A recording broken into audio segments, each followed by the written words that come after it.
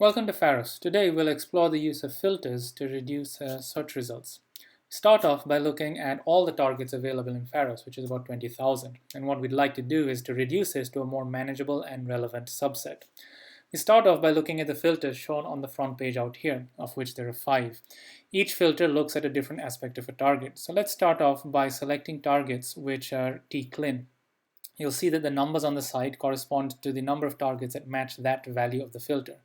By clicking on a filter value, the result set is immediately reduced to the number of targets or to those targets that match that filter.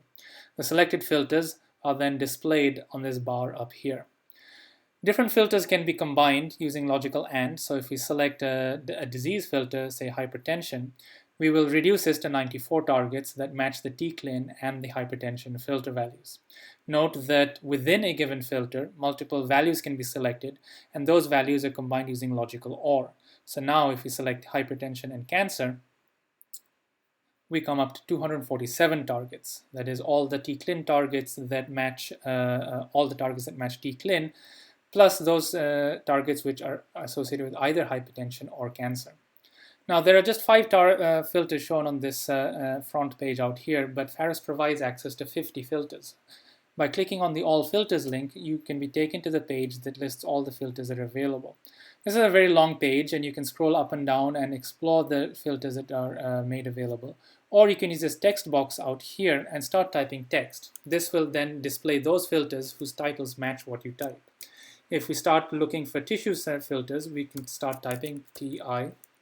And this reduces it to the number of, or the set of filters that are associated with tissue.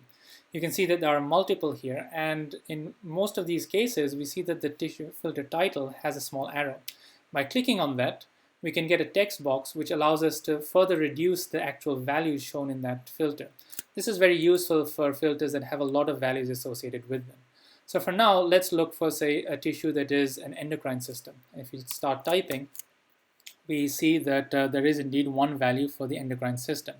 We can select that, and then we can click apply, and we're taken back to the result page where this new filter is also included with the previous filters that we had selected. We're now down to 243 targets. As before, we can then select different filters or combine multiple values within individual filters to make a more complex filter selection.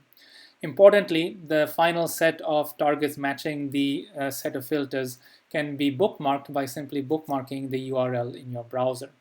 At any point, you can remove individual filters by clicking the X on the label shown in the bar, and the search is then rerun using the final set of filters.